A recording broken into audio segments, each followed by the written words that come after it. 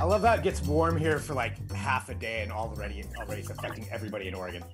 Like we already can't handle it. That's how I feel. I'm paranoid. Portland's melting right now. All right. Hello, everyone. This is Trends with Benefits. This is our weekly Roundtable Tech podcast here from Digital Trends, where we bring you a trending tech topic and we take a look at it, we talk about it, we go through the origin of it, and we get your opinions because we're not only an audio podcast, we're also broadcasting live on Facebook, YouTube, Twitter, Twitch, Periscope, wherever you're finding us, that's where we are. So hit subscribe on that platform and join the show as we go through it. And we've got our roundtable cast of characters we're going to introduce here. But what we're doing today is revisiting something that we have covered before, and that is the streaming wars, the great streaming wars now in 2020. This is our first time analyzing it post-pandemic, which it's hard to remember anything pre-pandemic, but that's where we're at right now. So that's what we're going to get into with that. But to start off, I'm Greg Nibbler, and to my virtual right, it is Adrian Warner, aka Too Hot Nozzle. It's too hot right now. I can't. Hot Nozzle? I thought you were going to count us in, so I totally screwed that up. Oh, I'm sorry. I got so wrapped up in my own twist that it was a good twist.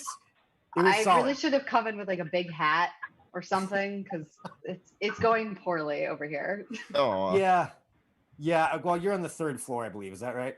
That's right. Yeah. Yeah. That's. I can't imagine how that's gonna be.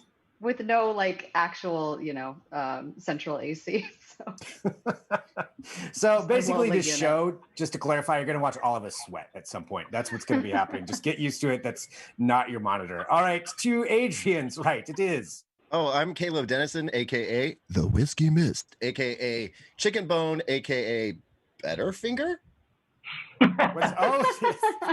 Caleb, once again, for those of you who tune in every week, Caleb's giving us the update on his finger with the unfortunate incident that occurred that will not be named that happened a few weeks ago. And now he's made it through. That's good. That's good that it's getting better, though. Yeah, I mean, I feel like I've graduated from that gigantic club finger bandaging system that I had going on to just like a couple of Band-Aids. And it's a whole new life for me right now.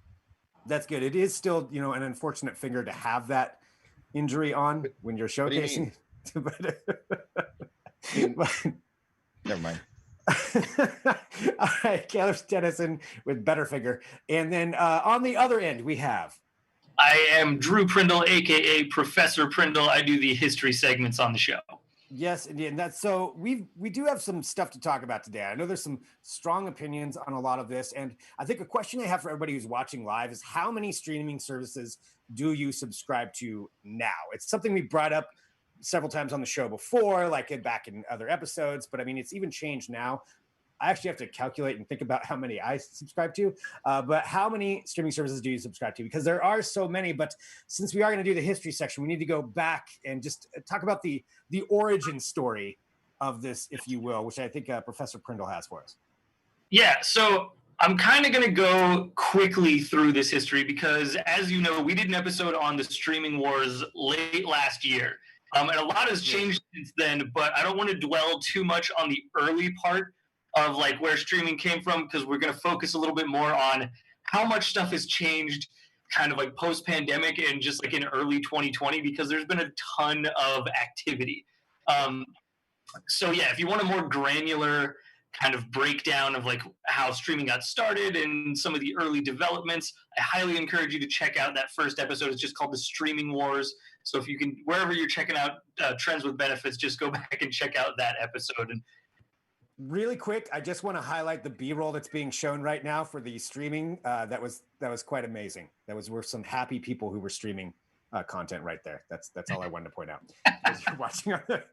Good job, Kelsey. All right. Anyway, sorry, Drew.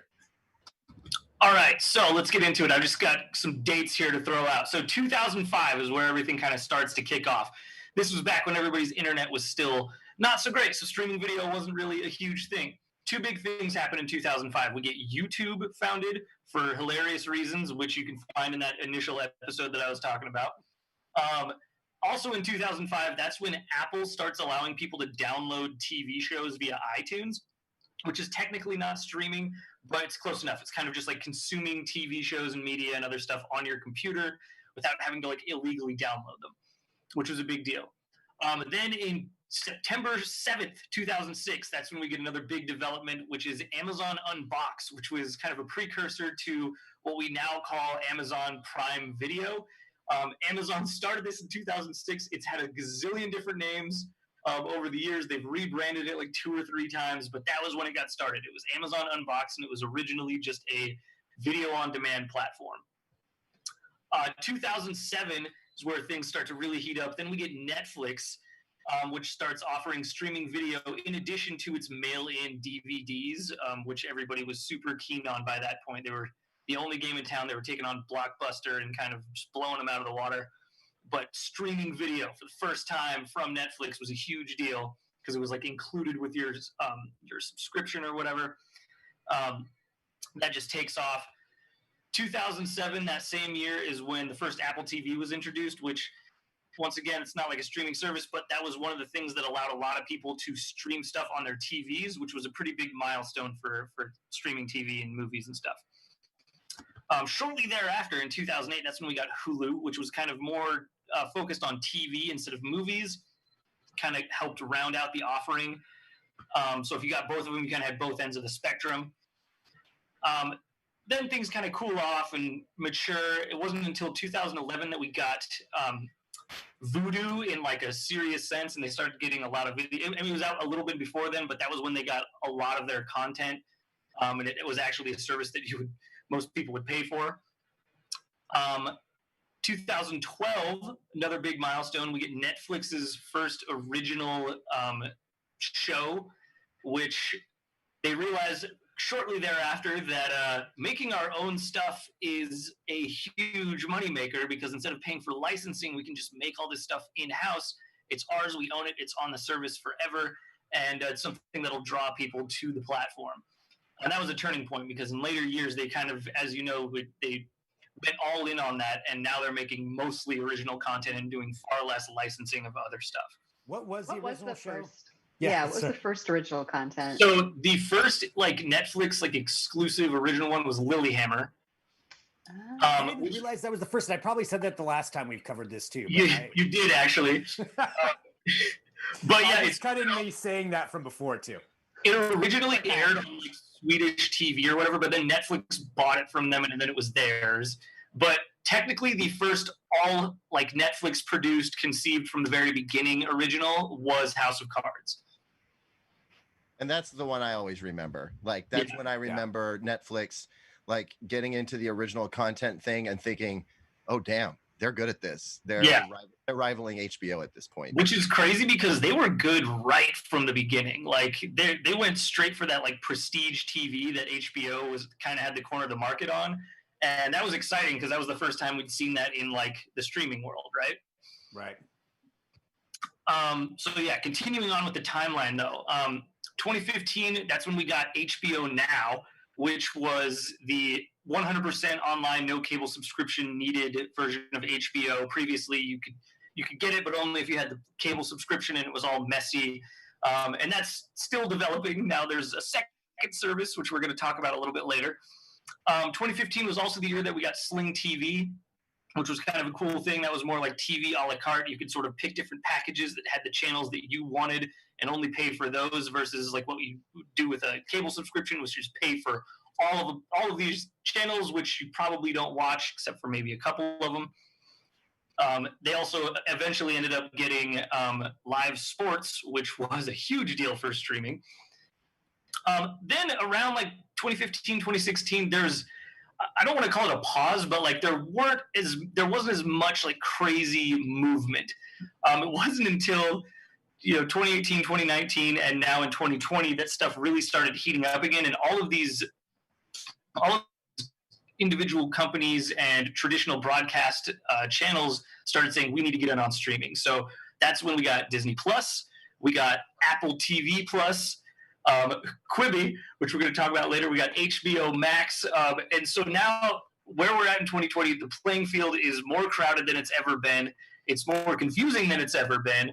But at the same time, there's also way more good TV out there to watch than ever before. So it's a very strange time. It's a very strange point in history for these streaming wars. It is. There's so many services out there, and you're right. There's a lot of good stuff. There's also a lot of terrible stuff out there, too. But there's so many different services. I'm thinking about this. Going back to the other times that we've talked about it, how, and I know we're gonna talk about the cable idea here in just a little bit, but going from cable, and I'm sure I can find episodes of this show like from 3 years ago where we're talking about how much we're looking forward to streaming services and more of them. And then now it's like there's so many of them, and everybody's got one, and every network's launching one. It's a lot, and some of them have not gone very smoothly because you have success stories, which we'll talk about. But there's been, I mean, you bring up HBO, and that one, and I know Caleb's got some thoughts on this. But bringing up HBO, I'm honestly still confused about what HBO. I understand what HBO Max offers, but what HBO Go and HBO Now and regular HBO, like the differences between all of that, it's still confusing to me. Like I still don't even get it. It was confusing to me because I was like, okay, I get that they all still exist and that they're not going away. There's just one getting added. But then all of a sudden, my HBO Now just got replaced with the HBO Max, and I never actually authorized that on my PlayStation. It's what happened. It's so confusing. Caleb, I know you've got thoughts on this. Oh, I have thoughts. Regular. So first of all, like when we talk about like launch failures or launch struggles, I'm really talking about the sort of direct video on demand streaming services, not like the live linear stuff. So your Sling TV, Hulu Live, YouTube Live, where you're basically watching live TV online. Not really talking about that. But we saw a fair amount of successes, and bear in mind too that like the pressure was not as heated back then as it is now. Now we've come to rely on a Netflix-like experience. We've come to rely on something that like Hulu delivers or Amazon Prime Video, all of which have really great original content now. And it's a predictable experience. You know what you're going to get when you go there. When Disney Plus launched, there were some hiccups there. It kind of crashed a little bit there for a lot of people. They were experiencing a lot of buffering initially. It was hard to resume your episode from where you left off. So navigating to that was kind of a pain, but they started ironing out those problems almost immediately. So yeah, Disney Plus hit a few bumps along the way, but HBO Max has been a complete train wreck of a launch. And the biggest reason that HBO Max is so screwed up, and I honestly, I don't understand why they went ahead with the launch. Maybe they felt pressure. And let's keep in mind that AT&T owns HBO now, right? So HBO answers to the great lords at AT&T, and God knows what those people are saying. That's probably your answer right there. I mean, yeah, I really want to kind of chalk it up to that, because before AT&T got involved, HBO didn't make any massive mistakes. But HBO Max and its launch has been a big mistake. And the reason why is because when it launched, there was no app available for Roku or for Amazon Fire TV. Still isn't. And I mean, it's been several weeks at this point. There's been this argument about contract negotiations and how you would access the HBO Max content. Really, it's a no-brainer on Roku. Everybody knows what Roku experience is like. You go find the app, you click it, and you're watching, right? With Amazon Fire TV, it's a little different. They wanted to kind of bundle HBO Max into their version of live of access. So you can bundle a subscription to Showtime, for instance, or Cinemax or Epix or Epix, whatever you call that. And it's all part of your Amazon Prime TV watching experience. But you can also just go straight to the app if you want to. The app is also available on their platform. And in arguing with Amazon, HBO had a very specific way that they wanted people to experience it. Amazon was pushing back on that. And so the argument carried on. The bottom line is Amazon Fire TV and Roku, if you add it together, it's something like 80 million users. How are you going to launch a service without 80 million users getting access to it? And here's the worst part. Adrian's experience is one I've heard echoed over and over and over and over again, which is like, they said there's going to be HBO Go, which is how you access HBO if you have a cable or satellite subscription. You can still access HBO Now if you want to, but it's the same price as HBO Max. So why not just go to HBO Max? But they did say that, you know, the 3 were going to exist, which started some confusion right there. Then they changed course, and all of a sudden, without authorization or even asking, people just got booted off of HBO Now. The app was gone. It became HBO Max. Your login information was the same, but it just converted you to the new experience, which is fine if you're getting it on your iPad or your iPhone, or you know, if you're getting it with your computer, your PlayStation, your Xbox. But unfortunately, some smart TVs don't have the app. And obviously, Roku and Amazon don't have the app. So when the functioning HBO Now app on all those platforms was forced over to HBO Max, anybody who lost HBO Now just lost HBO, period. 80 million users on Roku and Amazon Fire TV, and who knows how many on, you know, Vizio TVs or LG TVs. Actually, I think LG is safe right now. So is Samsung. But yeah, I mean, they just alienated a bunch of people, and it caused an outcry from folks. I mean, I was getting emails to a story I did about this, like I've never gotten emails before, where they were basically treating me like a customer service agent at HBO, and just, I mean, they recognized I didn't do it, but man, they let me have it with their frustration and their anger, and it's real. And they still have not fixed the problem. It's just unbelievable to me that they would do that. And then, to make matters worse, they pulled this bait and switch where they said, look, we're going to have all these DC movie properties, you know. So they gathered all of these Warner DC movies, you know, Wonder Woman, Batman versus Superman, and the like, Green Lantern to a much lesser degree, I think. Oh yeah, I don't know about does that count? Not really, I don't know but if I that had one to put counts. it in there. But they said they were all right, and they pulled them off of all the other streaming services. And then, not even a month into HBO Max, they changed their tune again and said, actually, you know what? We're going to make it more like regular HBO. We're not going to give you access to all of them anytime you want.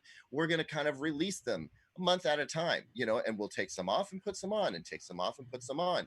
So that promise has been broken. And that's what got a lot of people wanting to subscribe, was the fact that they would have access to all those superhero movies, which have a really loyal following. And let's face it, most of them, Green Lantern, are fun to watch, you know. So it's a real disappointment to the people who signed on.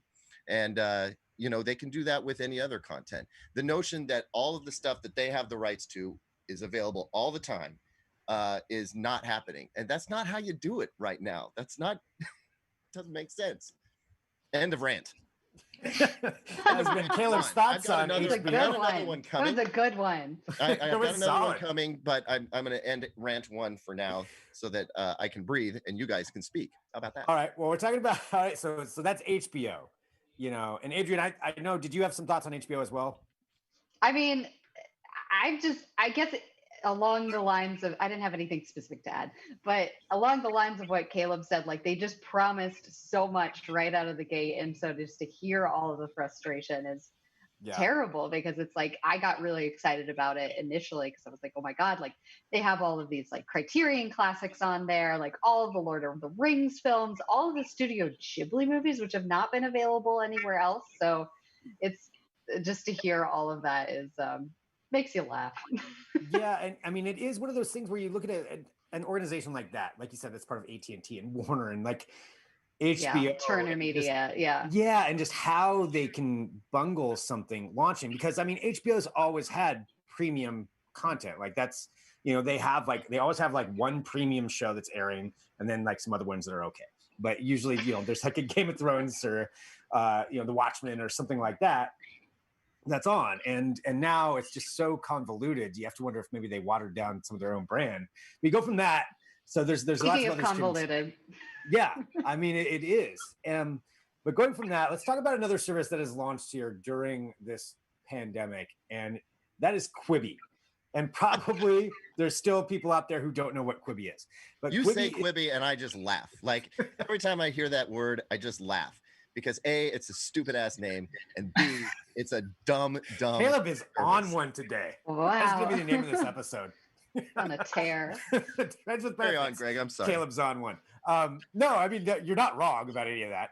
But yeah, so Quibi launched Meg Whitman, Jeffrey Katzenberg, and the whole idea is, in case you don't know, it's Quick Bites Quibi, and then they're 10-minute episodes that you watch on your phone. You can watch them vertically or horizontally, but that's it. It launched with only the idea to be on your phone, and the concept of it's when you're standing in line getting coffee, or you're waiting somewhere, or you're at the office and you have a quick break. The thing is, with the pandemic, none of us have that anymore. Like, we're not anywhere anymore. And so it's just been kind of crazy them launching like that during this. Drew, did you have something on that?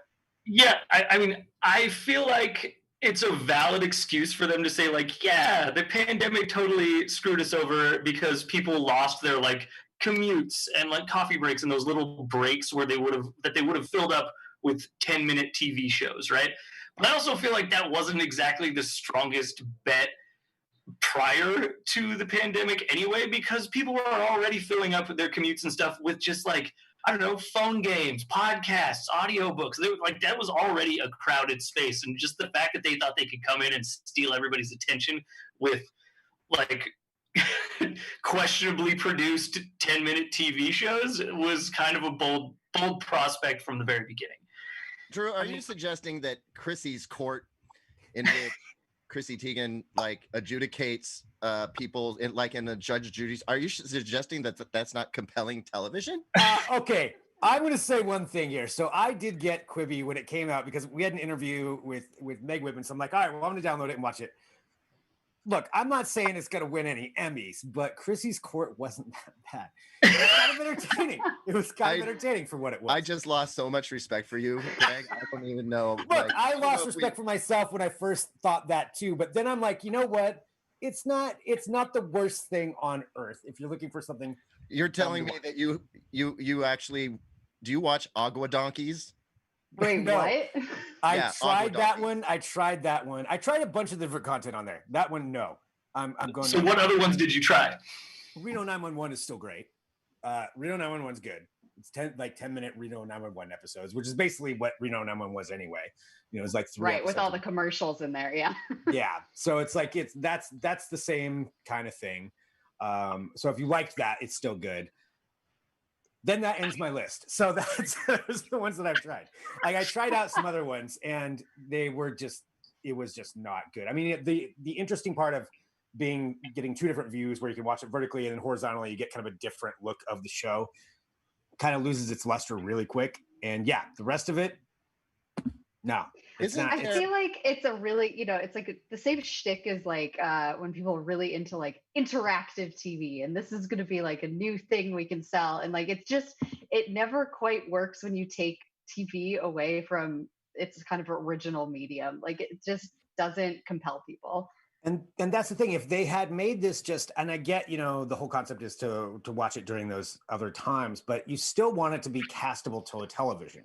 Like, I think not having that and taking so long to roll that out, because I think they rolled out part of it now, I think that could have made somewhat of a difference for them, especially at the very beginning of this thing. I mean, if you don't remember, Tiger King was like the biggest thing in the world for like a week. That seems like years ago right now. But I mean, they came out like right after that, I believe. Time has no meaning, but somewhere right after that, like, they had a chance there where they could have like maybe gotten a foothold on stuff, and maybe it wouldn't have stuck around. But I feel like that's the biggest mistake they made, was not making it castable to a television. I don't know. Clearly, I'm in the minority on that. Well, I mean, I think one of their shows is, correct me if I'm wrong, but one of their shows is like house flippers who are trying to flip and sell houses that were once occupied by like serial killers or something. Or no, you're right. They did have one I did start watching that. It's with Caitlin Olsen. It was all right. Oh, it's a fictional show. Okay. Yes. Yeah. That's better. They do have like the casting. I mean, the talent on there is really good. Like, they've got some really good people, but Hollywood is leaning heavily into this, which just blows my mind, because they're in a really tough position right now. Yeah. For them to just keep, like, I don't know how long Quibi bleeds money before somebody just comes in and says, okay, stop. We tried, we failed, let's just pack it up and go home, y'all. Well, I'm just realizing how far into this show we already are. And so we've just talked about a couple of failures. Let's talk about successes. Disney Plus. Let's switch gears. Disney Plus has done really well. So well, in fact, that now they have just removed the free trial altogether. Quibi's was 90 days. Disney Plus now has none. You don't even get a free trial. It's either you subscribe or that's it, because of the fact that they've been doing so well during this. Do any of you subscribe to it? Yeah, it's a bold move, right? But I mean, they can do it. They can. If anybody can do it, it's the company that owns Star Wars and Marvel and all of the Pixar movies. They brought a lot of good content to the game, which is why I think they immediately saw such big numbers. And yeah, now it can just be like, yeah, you guys are going to pay for it. No free trials. You'll pay for it anyway. Yeah, which it's true. They're right on that. You've got Disney Plus. I mean, Netflix is still doing just fine, I feel like, as well. Like they're doing. I mean, who has anybody unsubscribed to Netflix during this? I feel like most people are now like, I just consider Netflix. It's like electricity. It just runs in the back. You want it there. You don't always need it, but it's nice to have it when you do. Exactly. Yeah. Like I always keep Netflix, and then I either like subscribe or unsubscribe to like Hulu or HBO, kind of off and on as supplements. Yeah. I try to add up the ones I have subscriptions to. Well, there's also the idea that maybe some logins accidentally went into my PlayStation 4, and that I didn't happen to pay for. But I've got Prime, Netflix, HBO, Hulu, Disney Plus, and Quibi on my phone. So I've got all of those ones that I'm subscribed to right now. So I imagine that's more expensive than cable. And that's a perfect transition, Drew. To Caleb, I know we're about out of time, so we don't know if we have the same time as HBO, but I know you had a point to make on this cable side of things.